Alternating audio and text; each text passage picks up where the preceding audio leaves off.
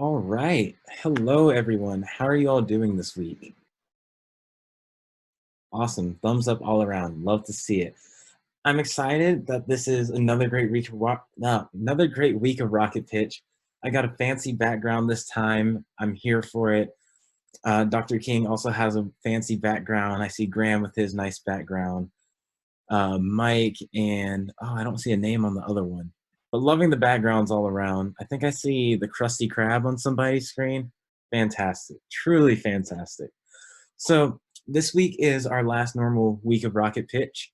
I'm excited to announce that next week we have our All-Star round. So pretty much if you've ever, if you have pitched before this semester, then you're eligible to apply and we'll be able to pick the top pitches to go next week. And it will be our last one of the semester. Greatly looking forward to it. It's going to be a great time. But for this week, we still have 4 slots open. And if you love to fill one of them, just go ahead and let me know. Send me a message. I'll be checking this and I'll bounce between Zoom and Slack. Say it's hit me with a message. Let me know your name, major, your grade, and what the idea of your pitch will be. Let's see what else. There's also I'd like to thank our coaches today. We have Mike Deschner, Terry Walker, Michelle King, Tim Ryan, and Paul Potler. I'd like to thank them all. We got a lot of feedback on how this has felt a little bit unstructured, so I'm glad to bring it back, give it some more structure, and we have some coaches here ready to give you guys feedback. The way that's going to play into later today is during our feedback session, we're going to have our coaches start off with the feedback instead of opening up to everybody at first, and then we'll be able to have everyone join in afterwards. Check-in is going to be at the end this time. We've taken some time so that way you can everyone can get in, get situated first. There's not too many things getting posted in the chat. So we're going to say check-in for the end a little bit after the breakout rooms, and that way just stick around, stay tuned, and it will be posted. Don't worry. Without further ado, I want to say thank you, Ferguson. You guys are fantastic. Again, this would not be possible without them. And I think I'm ready to talk about what a good rocket pitch is. Fortunately for us, we have another wonderful graphic that has been made. And if you look here, you should be seeing the 4 elements of a good rocket pitch. Is everyone seeing that? Awesome, perfect. So what makes a good rocket pitch? There's a problem, market, competition, and solution. So pretty much you have 2 minutes. Yep, we've changed it. We gave you a little bit more time. You have 2 minutes in order to tell us about these 4 aspects to the best of your ability. Great rocket pitches deliver on all of these and give us all the information that we need in this time frame. I encourage you all to keep the time for yourselves, just because I'm not sure if I'm showing up on your screen when I'm holding up my 5-10 second signals, but I'll still be trying to do that. So if you can't find my screen, then I'll just mute you at the end of 2 minutes. Sorry, I don't want to cut anyone off, but that's just the rules of the game. So without further ado, we have our first pitch being Keller Crawford. They are in the fine arts and they're pitching Otomo. All right, whenever you're ready, I'm going to go ahead and spotlight your screen so that everyone can see you. Do you have any screen sharing that you're going to be doing? Nah, I'm just going to talk. All right, well, whenever you're ready, just let me know and I will begin your time. Awesome, thanks, Tyler. Ready when you are. All right, let's do it. Okay. Hi, y'all. This is Keller Crawford. I've been in startups my whole career. Typically, I come in the co-founder role. I'll let you all know right now I didn't do the 4 aspects of the rocket pitch, but we'll get in here and cover some stuff. This time, I'm coming in from normally, like I said, I'm a technical co-founder. This time I'm coming as the CEO of Otomo, an autonomous banking platform where money knows where to go when it hits your bank account according to your rules, your own priorities, comfort levels, but most importantly, relative to your actual earnings. One of the things that we realized early on about money management apps is there's a lot of magic algorithm savings apps or investing apps. And what we realized in developing Atomo is that income is a highly personal part of money management. And if you're, as a technology, you're not taking the time to define income, you're missing a big part, making a lot of assumptions that can be dangerous and ultimately restrictive about what you can do with your money. So we invented income tagging, the ability to tag individual income sources and tell them where to go. And that's a big part of the pith of our patents. It's been very important at this time when it's as easy to turn on a new income stream as it is to download an app.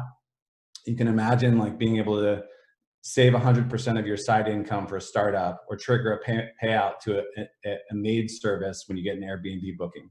It's really exciting. It's hyper personalization in banking.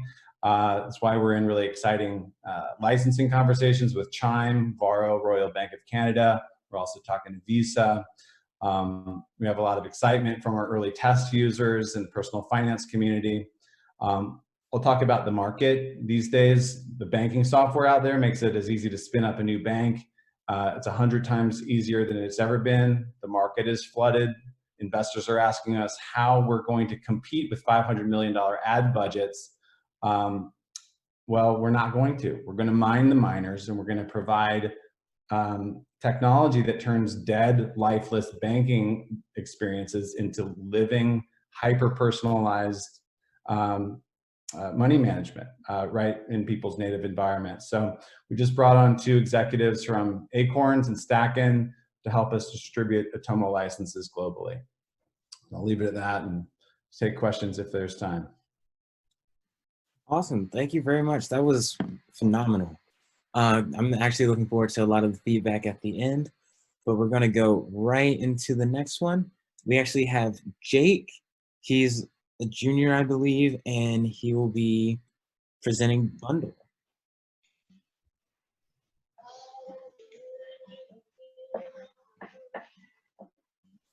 Jake? Okay, so is my screen showing? Yeah, I gotta find you and spotlight you real quick. There you go. And whenever you're ready, I'll just go ahead and start your time. All right, thanks, Tyler. So, hey guys, I'm Jake, one of the co-founders of Bundle. Thanks for being here today. So let's start off with something everyone knows. Life transitions are hard. Whether you're a new graduate moving to another city or just trying to keep in contact with family and friends all over the world, distance can make it hard to show that you care about someone. And traditionally, people got around that with a care package. But here's what I've learned after packing over 100 care packages. It sucks. I mean, first you gotta figure out what you want to put in the care package. Then you have to actually get the items, pack it, visit the post office, stand in line, and hope it doesn't get lost in transit. So reality check, most people just don't go through the hassle. But Bundle is not for everyone. Here's who Bundle is for. First, you're busy and you don't have the time or the desire to do it yourself. Second, you have no clue what to put in the care package. And third, you want to send a gift that lets you put some thought into it and not just a brown box of a bunch of items tossed together. Current solutions tend to be painfully generic. Like, what do you think happens when there's pages and pages of generic options? Instant bounce. Bundle is different. Our mission is to help people thoughtfully send care no matter where they are. Packages are virtually created and locally delivered. Our curated theme bundles help you get fun things people actually use. So we started off serving the William & Mary community, but college isn't the only life transition people go through. The gift card market alone is a reported $378 billion worldwide and on the rise. So as the world continues to change, we're looking to make the simple act of gift giving better. Thanks. Awesome, perfect. Thank you very much. Appreciate it. And yep, next we're going to have Bjorn. I hope I'm pronouncing that correctly, with a new way to clean shoes. Yeah, that's me.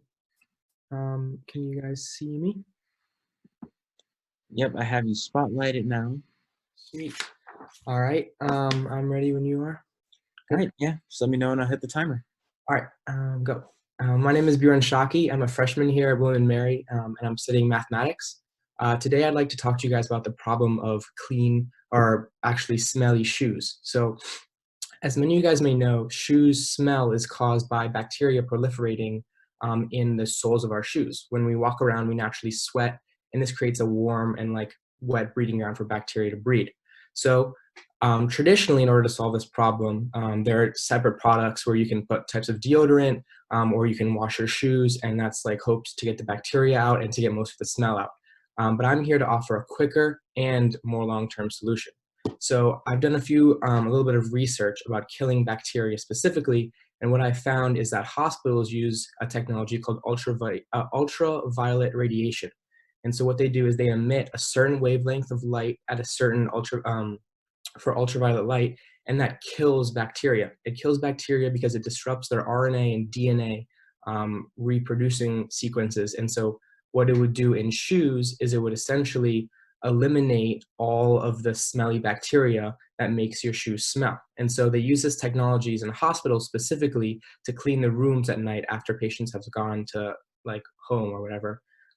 But I would want to compress this technology and I want to put it into a shoebox of sorts. So we would target athletes, parents of athletes who don't like their smelly shoes, anyone who wants to have clean and consistent cleaning for them. And we could have the ultraviolet in the shoebox, and then it would shine on the shoes, and it would take about 5 to 7 minutes to eliminate all of the bacteria within 99% accuracy. Thank you. I'm good. Awesome. Thank you very much. Great pitch. Love hearing all these new ideas. This is great. This is going to be like an amazing feedback session today. Next up, we have John Garst. He's a junior and he's majoring in computer science. And his idea today is going to be swim. Okay, mic check. Got me? Yep, got you. Cool. All right. 3, 2, 1. No matter how much you try to conserve water, there's still a barrier to how eco-friendly you can be, and that barrier is your sink. Every time you wash your hands or brush your teeth, you use around a gallon of water, according to the USGS water use statistics. That's 14 gallons a week, or around 105 standard water bottles. That's unacceptable on a planet with 1% drinkable water and in an age where water conservation is becoming something about which we all need to be concerned. Introducing Swim, the recycling sink. Swim hooks right into your existing home water infrastructure, just like a normal sink, but it has a twist. Instead of letting all that water you've just used go down the drain, Swim drains into a preliminary tank, filters the water you've used back to drinkable quality, then drains into a secondary tank. When you turn on your faucet, Swim takes from that secondary tank first.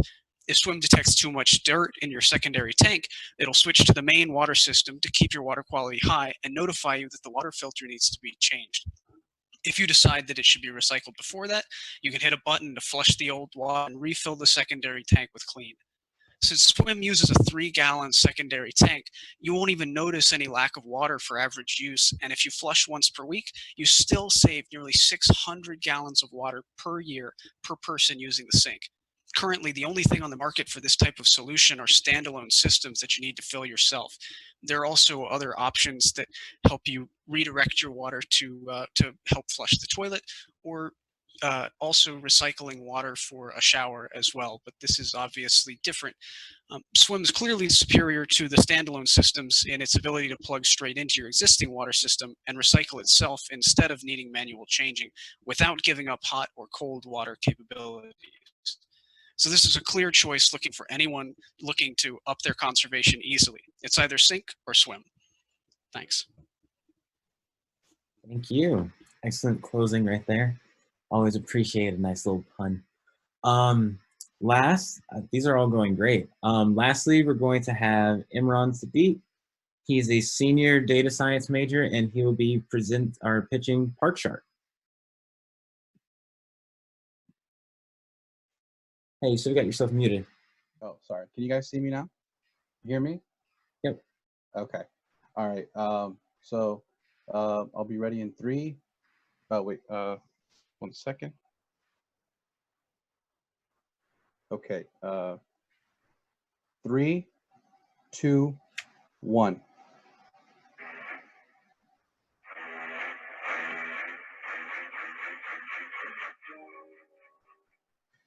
That iconic Jaws theme song plays in my head as I circle the William & Mary parking lot like a shark, looking for a spot before my 10 a.m. bio class.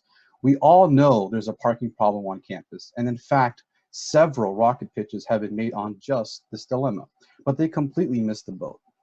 However, my solution, ParkShark, solves all of the parking issues students, faculty, and staff face.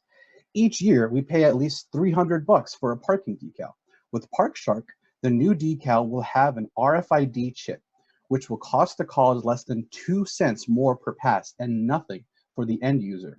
The upfront cost for the college will return dividends in ways of current parking data, prospect to sell more decals, and overall student morale, reducing the love-hate relationship with parking services. ParkShark is a parking management app that will feed off of the school's Wi-Fi and provide users a green check for an open parking spot and a red X for an occupied space in real time. From the 4,500 colleges and universities in the US alone to residential communities and businesses such as and government such as the 26,000 employees at the Pentagon, ParkShark works in any environment that has parking decals and Wi-Fi. There are opportunities to monetize ParkShark, from licensing the software to upgrades for premium services and more. No more circling around the parking lot making you late for your 10 a.m. bio class. Get ParkShark today. I'm done. Perfect. Awesome. I was expecting it to be 90 seconds today. I didn't know we are going to get a few minutes. Yeah, not to worry. You'll get used to it over time. You'll get used to it. All right. So that actually concludes all of our rocket pitches for today. We're going to take a few minutes to put you guys in breakout rooms. Take some, if you're muted and your video's off, then this is a nice little smaller community environment. We love to see you guys, see your beautiful faces, get some great input on each of these pitches. Chances are you'll probably be in a room with one of them. Take some time to ask them about it, or just discuss what your favorite thing might have been from each of these rooms. So I'm going to go ahead and put you guys into these now, and we'll reconvene at 2:31.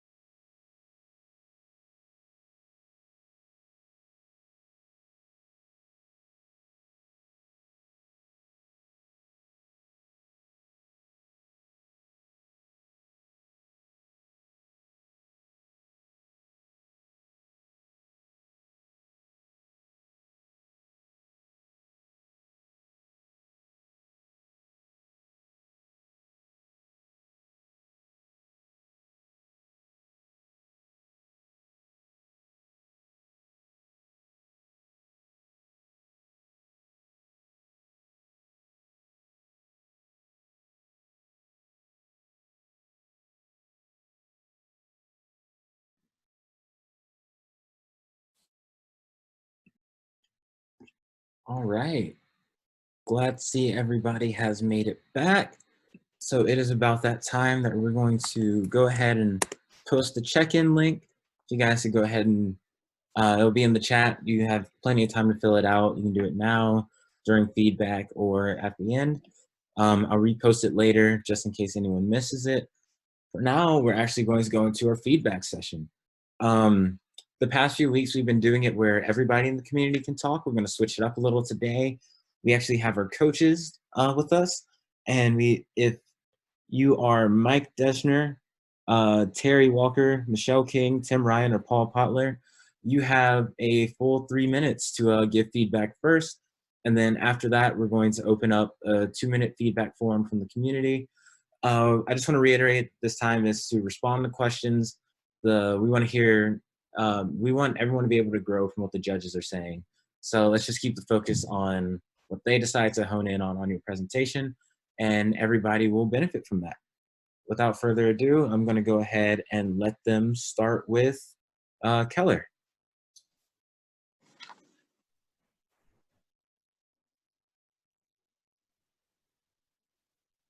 Well, I don't mind speaking up. Our group, when we were discussing Keller, it was very interesting that we thought it was a very interesting concept.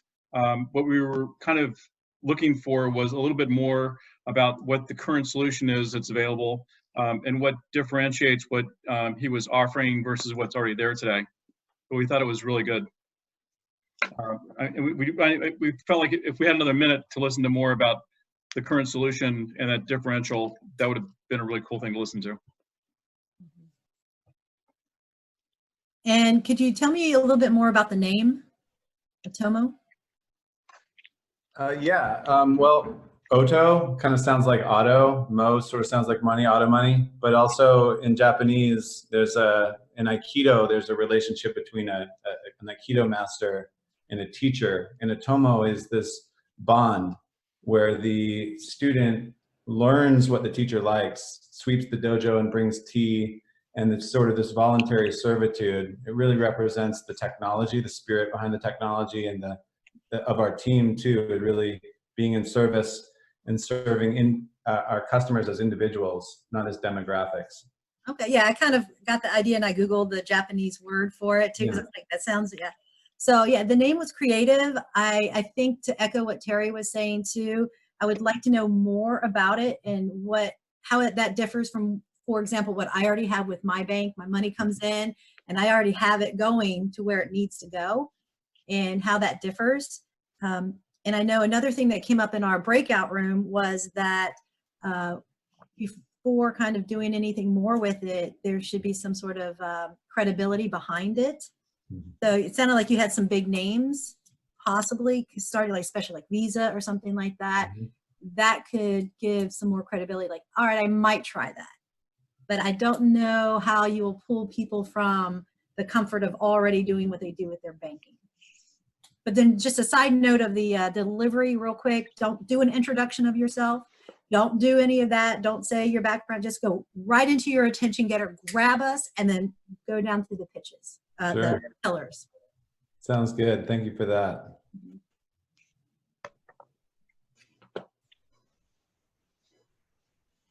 Keller, I kind of understood what you were talking about and where you were going with it. And to be honest, it scared me to death just on a solution idea, because for some reason I kept thinking about how the autonomous algorithms put my email into different boxes for me to read it, and they get it right about half the time. So I'm not quite sure if I trust it to my money, but that was just on the idea. The other, as far as the pitch, you seemed a little scattered, and I never did hear you ask for anything at the end or close. And I'm a big close guy. I want to hear at the end of a pitch, you know, I want your money, I want your time, I want your feedback, I want to schedule a meeting, I want to do something. So that's all I got. Sounds good. I appreciate that. It's good feedback. Am I supposed to respond to these? If you want.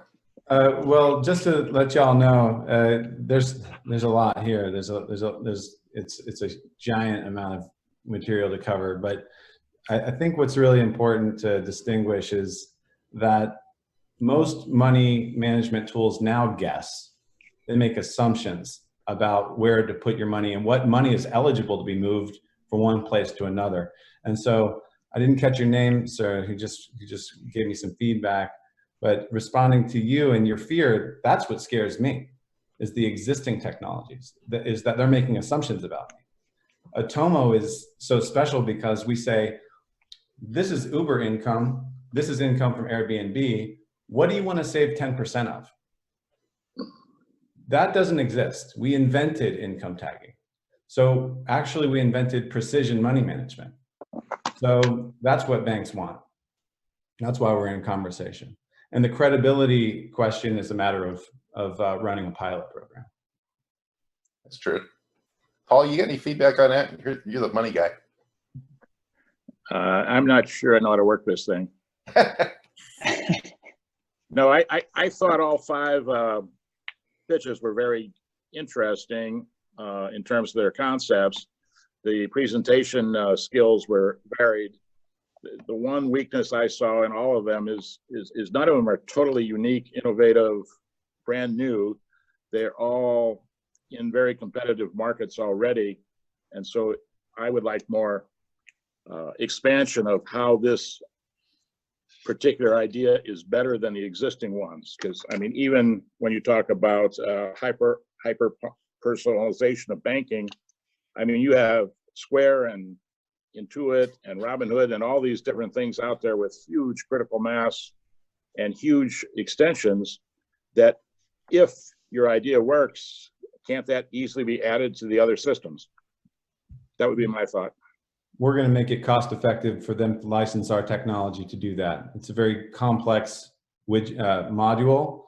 And so by licensing Atomo per user, you get to go to Blade Runner era banking with an implementation that takes 2 months.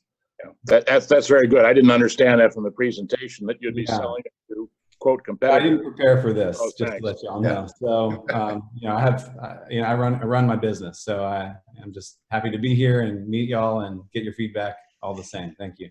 Well, definitely prepare for every opportunity. You don't want to miss that and sound scattered. So yeah, you have resources here that will help you with that. Yeah, thank you. And take advantage of that. Yeah, that's all great feedback. Wonderful advice. We're gonna have 2 minutes for any feedback from anybody else that was watching. On all of the presentations? Oh no, still for Keller. Just if you're not a coach and still had something you wanted to offer. Keller, this is Graham. Oh, go ahead, Graham. No, Tim, please. No, I was just going to, for everybody that pitched, one of the things that when I listen to pitches, and for you all to think about, is that you think about what somebody that's listening, how they may discount what it is that you're saying. Say, you know, so how is one person going to take on this entire banking industry? So think about what those holes could be where people are going to add that doubt, and put something in your pitch to talk about how you're going to counter those potentially negative thoughts, so that you can address those things before, one, someone thinks about them, or two, has the opportunity to ask that question in front of an audience, to plant that seed of doubt. So you can nip that in the bud before it even becomes an issue to anybody that could be listening.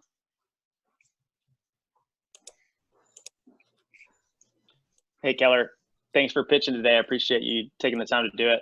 I just want to ask what early traction you're seeing and what you're excited about as you are really underway with this. This is not conceptual. What are some of the things that excite you about what you've discovered?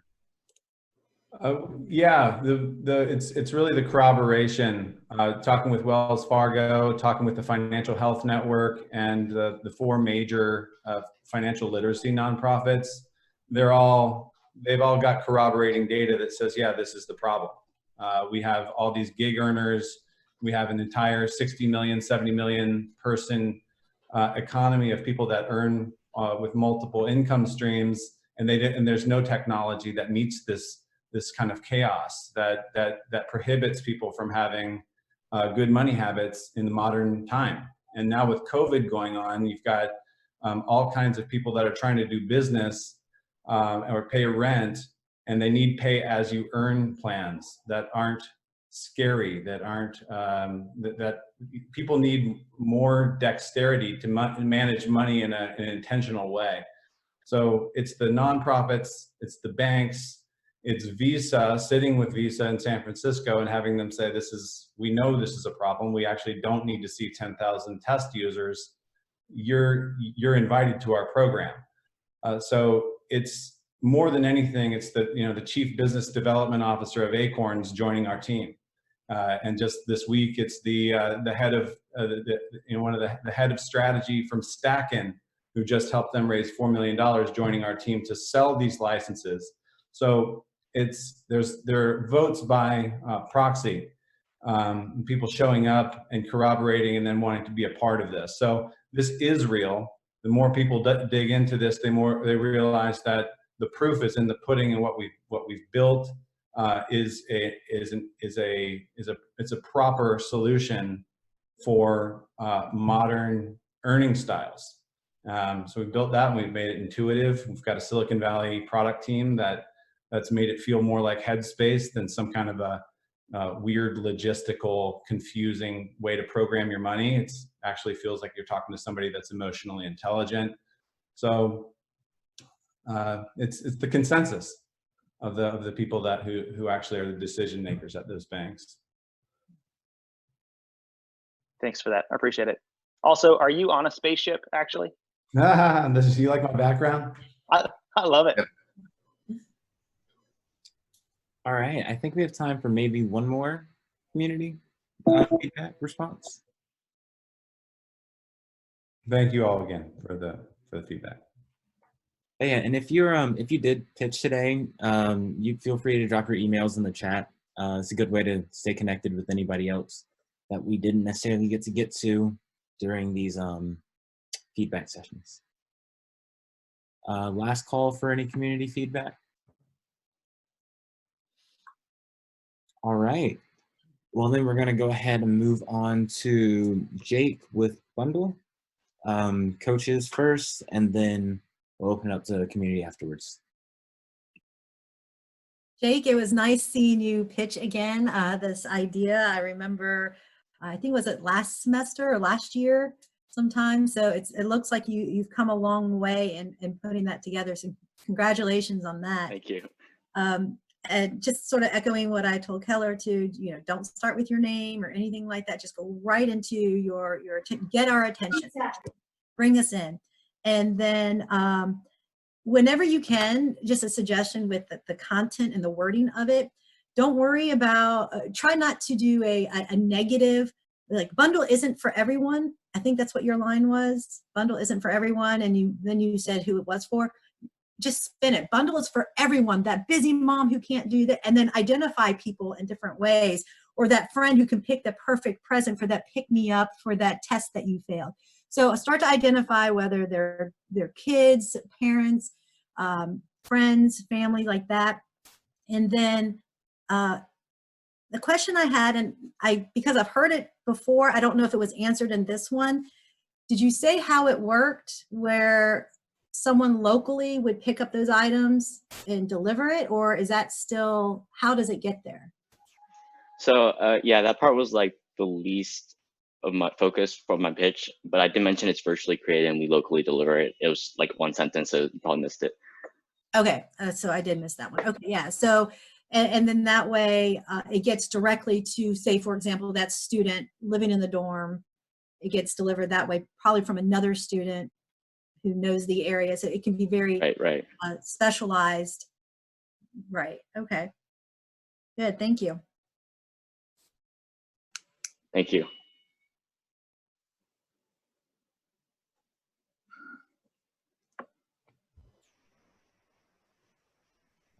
Any other coaches? I thought that you did a really nice job. One thing that I would like you to expand on a little bit more was I was really unclear of what the solution was and how you differentiate yourself.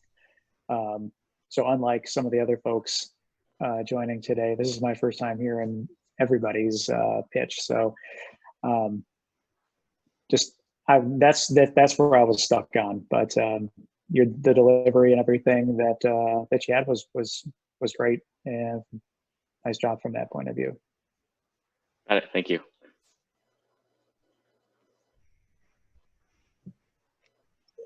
Jake, I also thought your presentation was good, but when we're following the guidelines of what the market is, competition, what the solution is, I know you already talked about the solution, that's fine. Who do you think is competition? Is it Amazon? Is it, or is there any in your mind? So I originally wrote my pitch to fit the 90-second parameter, which is why I had to cut that out. But yeah, if I had more time, I was going to talk about how generally the current solutions focus on generic options where you see 1-800-Flowers, or it's Amazon. And neither are ideal because it's like a brown box, cheap gift fabric, the gift notes on the return barcode. So, you know, not really that heartfelt or tasteful. And then with the generic options, it's like, that's an overwhelm. You're browsing endless amount of pages with different kind of snack combos. Like, I don't want to see the different varieties of chocolate. I just want to know that when I send a gift to someone, they're gonna appreciate it and know that, like, hey, I'm here for you. So that was the idea behind that. Okay, that's good to know. But even with what you just said, if you took the very first sentence that you said when you replied my question and put it into your pitch, it wouldn't have taken any time out at all and really would have gotten you through to that next solution part. So, but good pitch. All right, that's excellent feedback from the coaches. Now we're going to open up the floor for community feedback.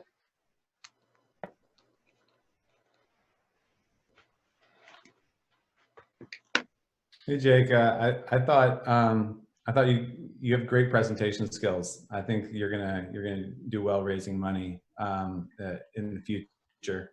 One of the things that came up for me was just a little flag of, you were talking about usually people are seeing these options that don't resonate with them to put into their care packages. But immediately I just thought, what's usually? Usually, like, I don't know anybody that sends or gets care packages at all. So I know that in college it's a thing. I'd love to see this, that if you told us the size of the market, then I would have been hook, line, and sinker back in. But that kind of was, I was just like, how big of a problem is this? Was my immediate question. Thank you.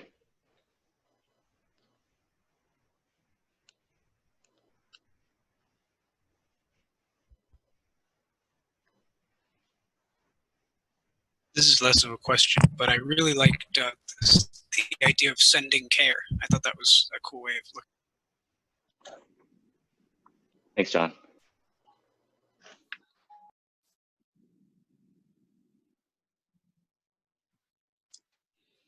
All right, anybody else?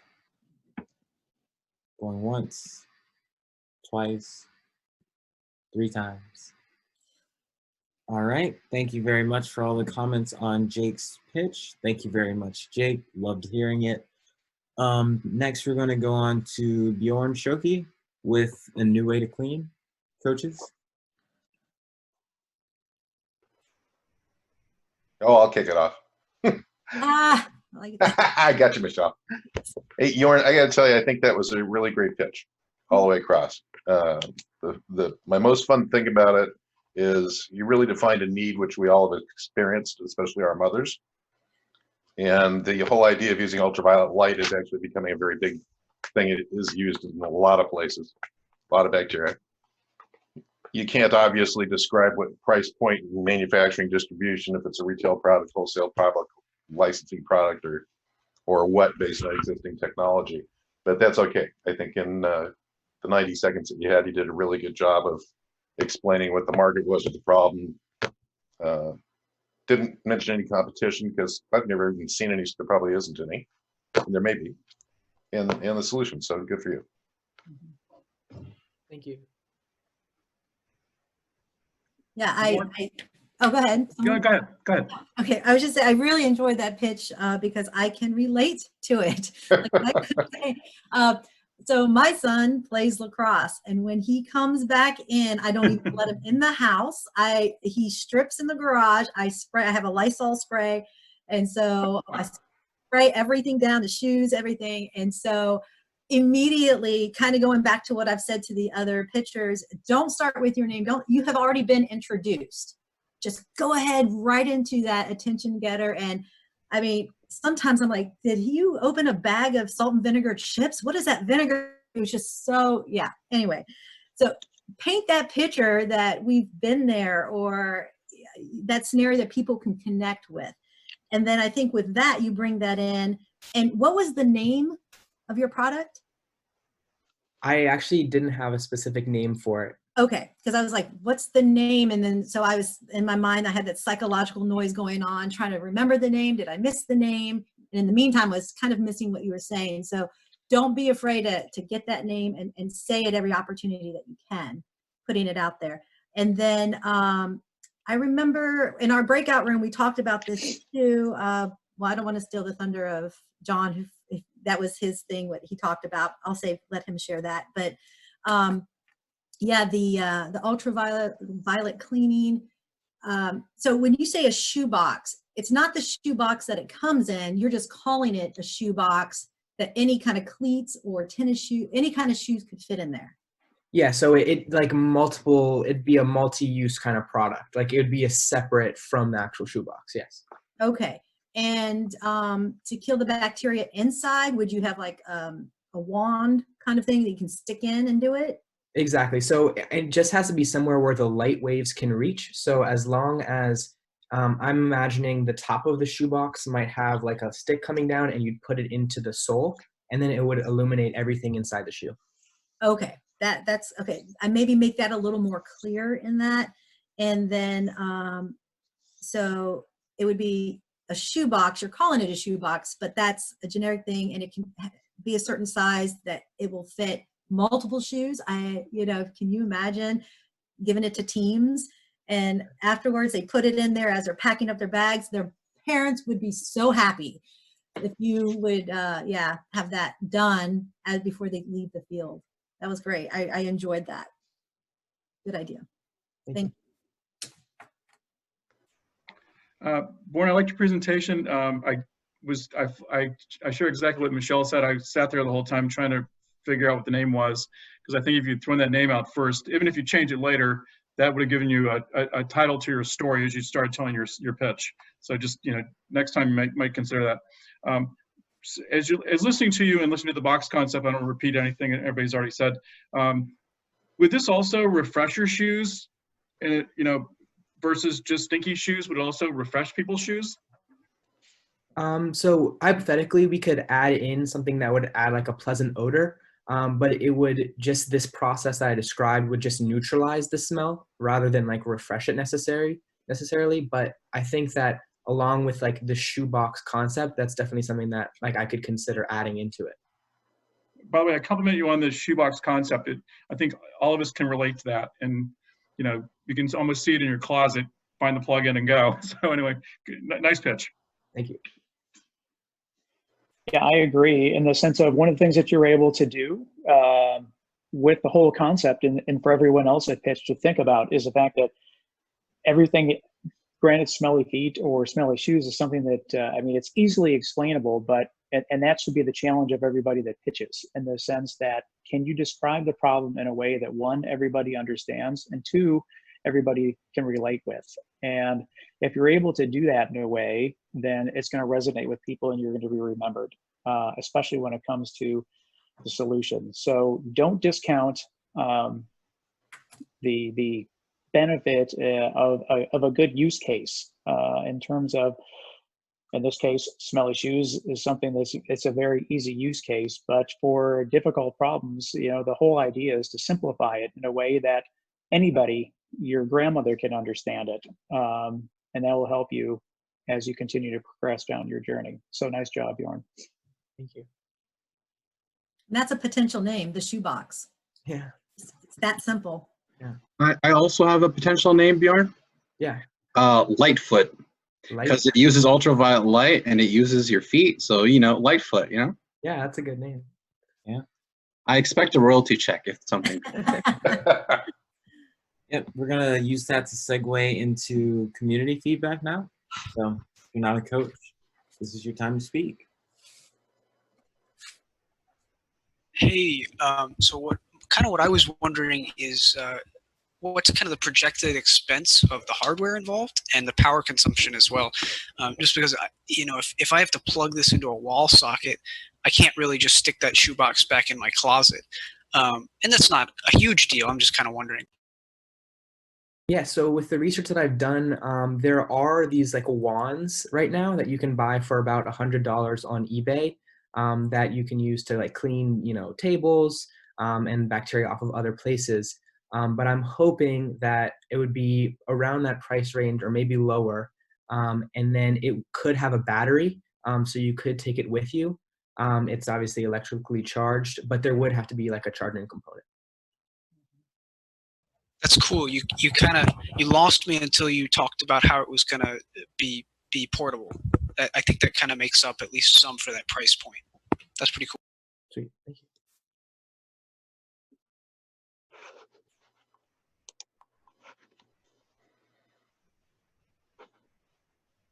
Hey Bjorn, I thought, I mean, you're talking about smelly shoes, man. Like I think there's an opportunity for humor there too. I mean, if you look at like how they sold Squatty Potty, I mean, it's genius. So this is a perfect opportunity of like when you're painting that picture, to connect people through the obvious humor in it. It's just waiting to happen. Yeah, that would be really cool. Thank you. And if you need anyone to test it, I sign up right now for it. And I know a whole bunch of people who would do that. Test it out for you. Cool. Thank you. All right, we've got time for one more comment from anybody. Just one more. Okay, we're gonna move on to John. He had swim. Coaches first. I thought you have a great presentation organization too, that you started out with your attention getter. You went through the different pillars of it all, and the conversational and knowledgeable tone, all of that was there. And I know in our breakout room, I was able to ask you more questions to answer it, but to maybe even throw it in there a little bit more. You did answer it, the temperature. You can still have hot water, cold water, that temperature would still be there, as well as the pressure. So if they're using the reserve tank, I guess you could say, then that wouldn't be sacrificed. They could still have that option of the hot water and the pressure. And great tagline, sink or swim. That worked well. So good job on that. Thanks. I have had a little bit of experience with these pitches, so I hope I know what I'm doing by now.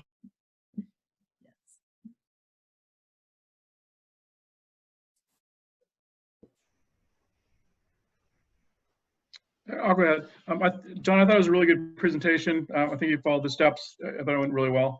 I'd like to add to that also. I think you left me wanting to hear a little bit more about the filter system to make me feel comfortable that I could drink it. Well, the short answer is I would like to hear more about that as well. I started the research on this last night. I was going to pitch something else, but I got the idea last night and thought I had to go with it. I mentioned peripherally that there are showers that do this already, and they use, I don't think it was quite micron level or something, but they had a special filtration system that worked. And it was, theoretically, I think that's exactly the same system that I would use, depending on how expensive that is, because I think that was like space tech level quality. I mean, literally NASA used it or something. So, might be able to dial that back a little bit in terms of how costly that is. But like I said, I would need to do some more research about that specifically, but I don't think it's an insurmountable problem. Well, I just want to tell you, you kind of pulled us in on the presentation and kind of what you kind of pulled me in. I followed you through, and I felt a lot of interest in what you were proposing. I was just waiting for a little bit more information on feeling comfortable I could make sure the water was clean enough. So good pitch. Thanks.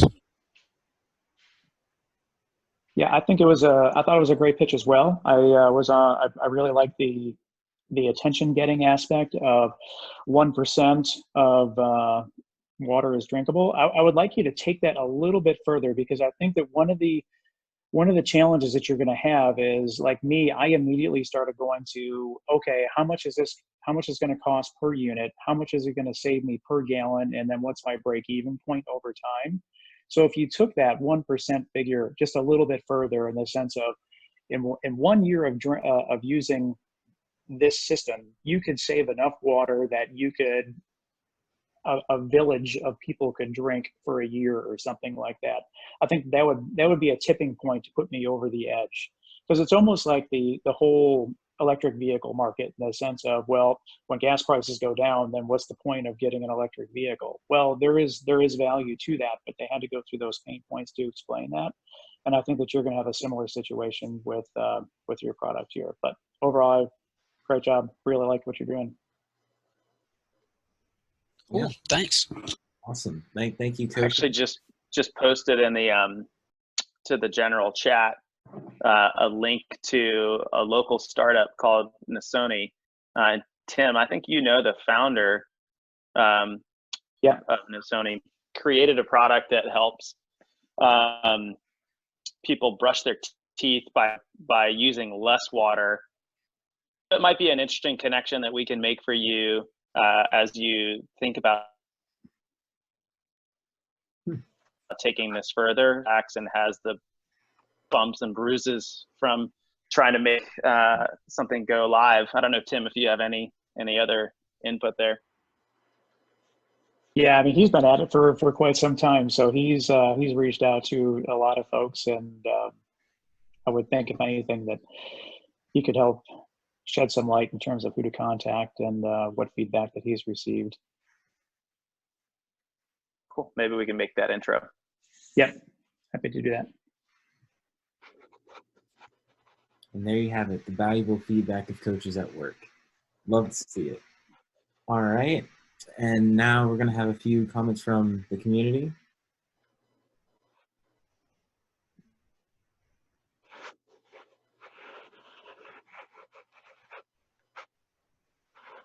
Anybody's welcome to share. Yes, I just wanted to say again, reiterating what others have said. John, you have really great. You have like a radio voice, if you've heard that before, and you also have really good presentation timing and oratorical skills. So I would definitely use them to your benefit.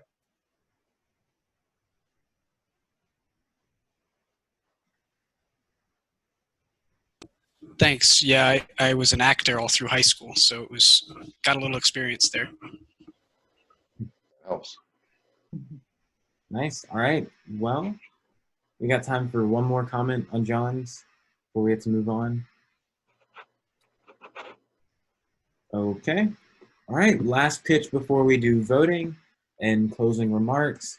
Imran with Park Shark.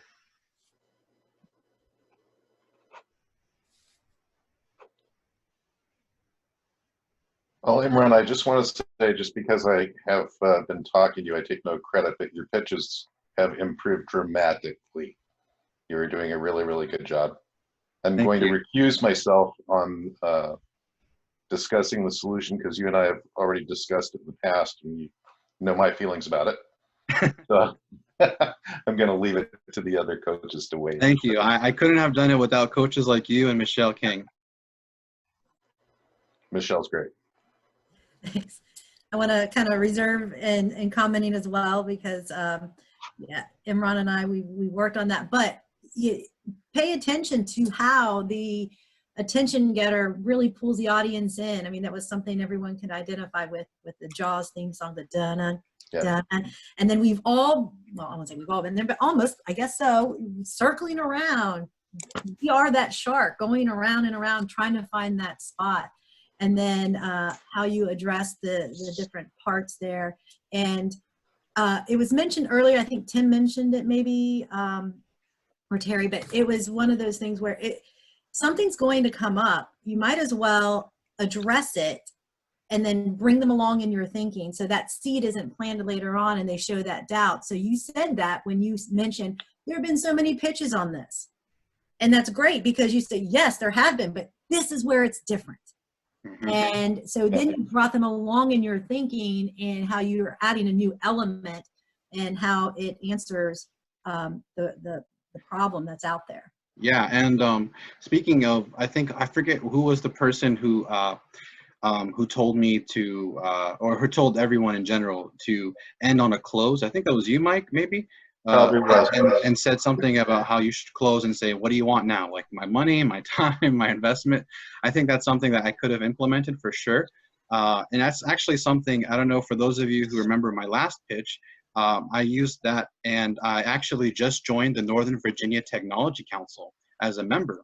And I recently went to a meeting with they had this morning, and I pitched Reach for the Cloud over there, and I got interest from two heavy hitters in the tech industry who were going to give me help not only with the intellectual property, but also with getting funding and stuff like that. So I would tell to my other pitchers and everyone else to always shoot your shot, because you never know what can go in the goal.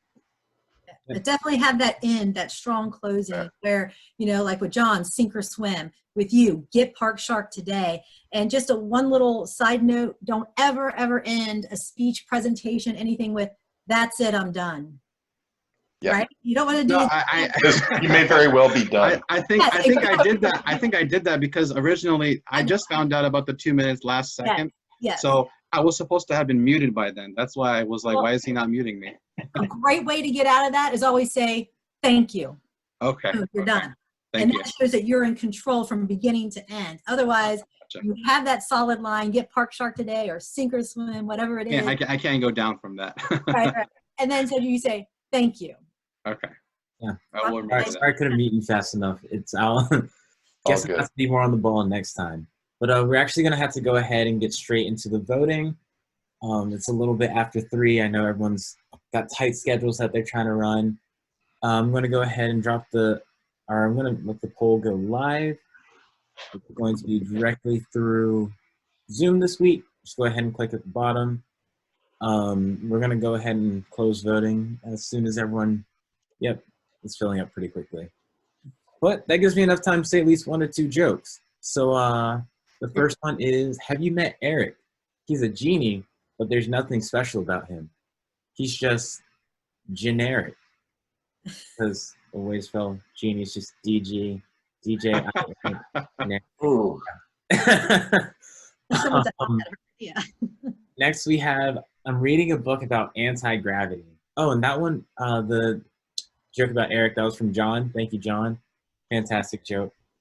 Next we have, I'm reading a book about anti-gravity. It's impossible to put down. A little bit of dad humor there.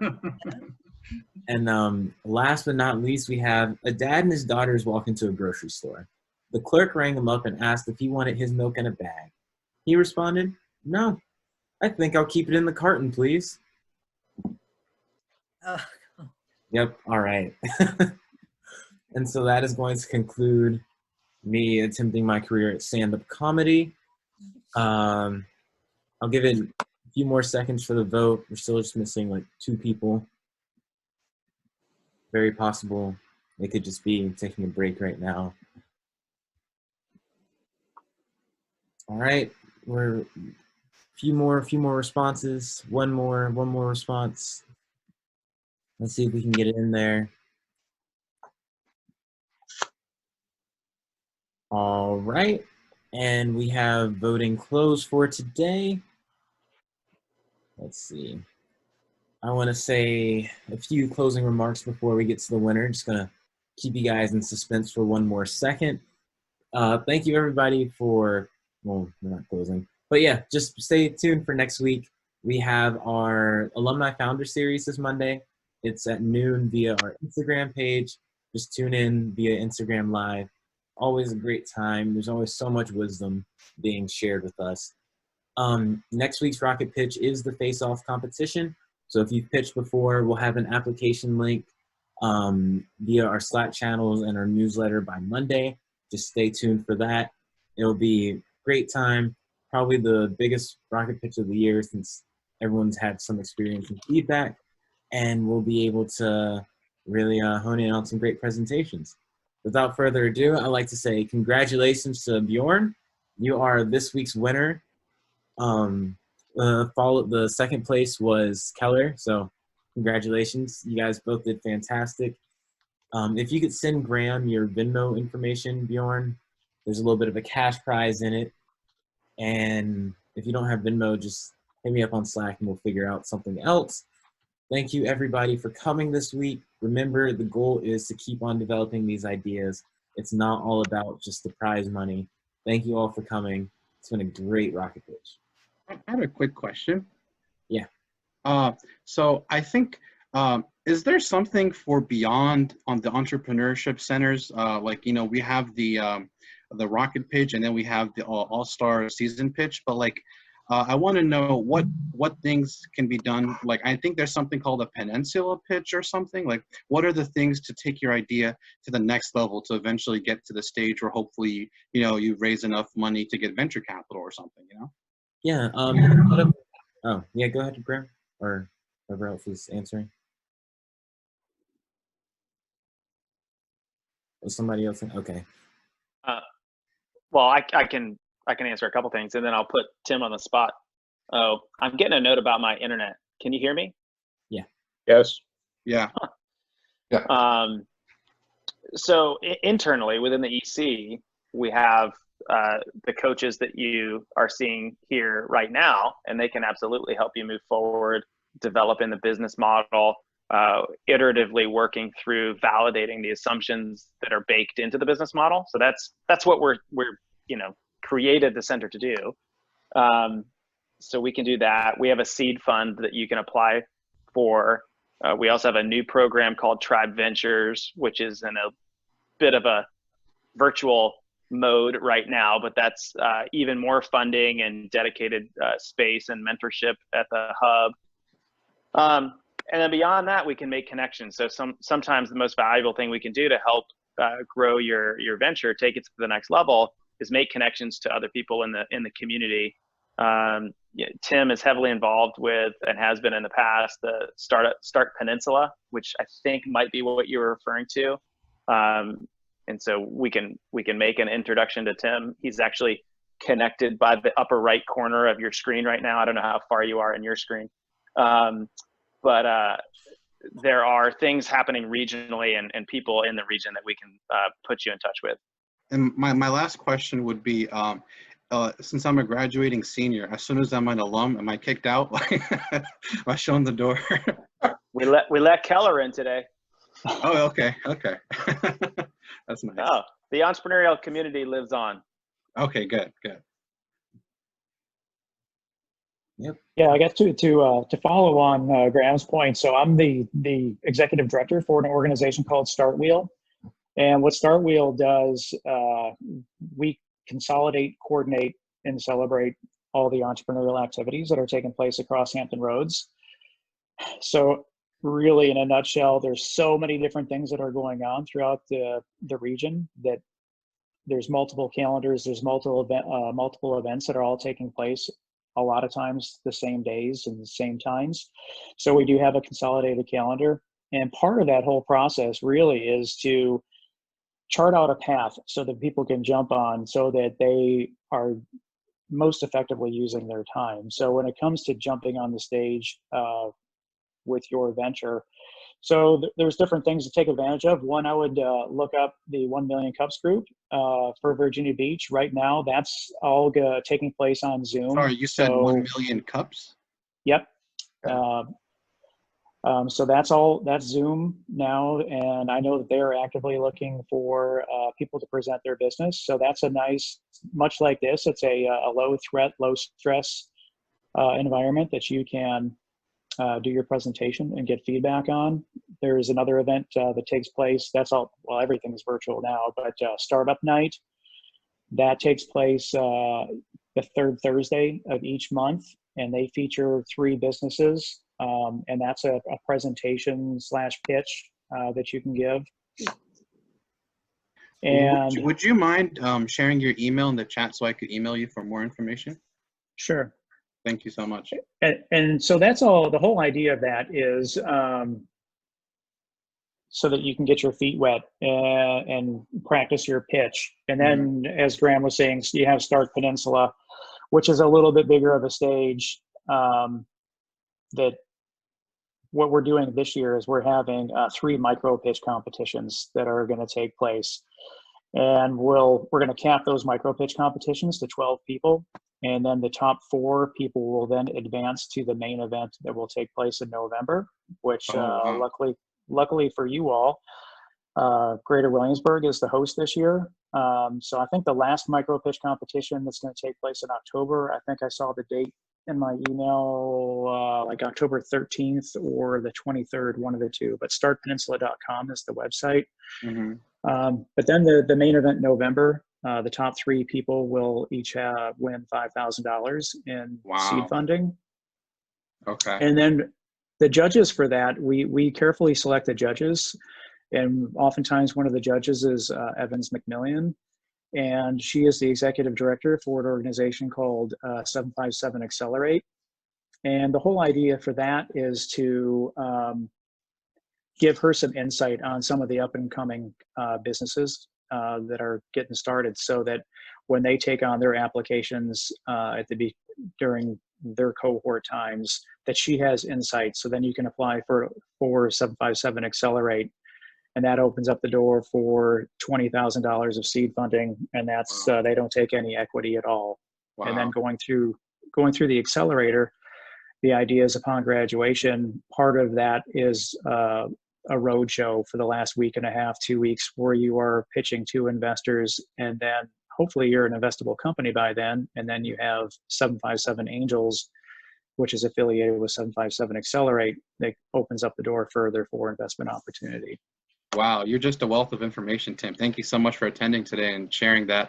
My main idea that I pitched last week and 1 or 2 weeks ago, I think. Imran. Sorry. I'm hogging the time. Sorry. But yeah, if you want to talk to him some more, you guys can email, set up a Zoom call. I'm going to let everyone else go about their Friday. Thank you all for coming. I'm going to go ahead and end this meeting. Do you have his email written down, Imran? 1 sec. Got it. We'll get it. We'll get it to you. Awesome. Have a good Friday, everybody. Thanks, Tyler. Thank you. Thanks, Tyler. Appreciate it. Thank Good you. job.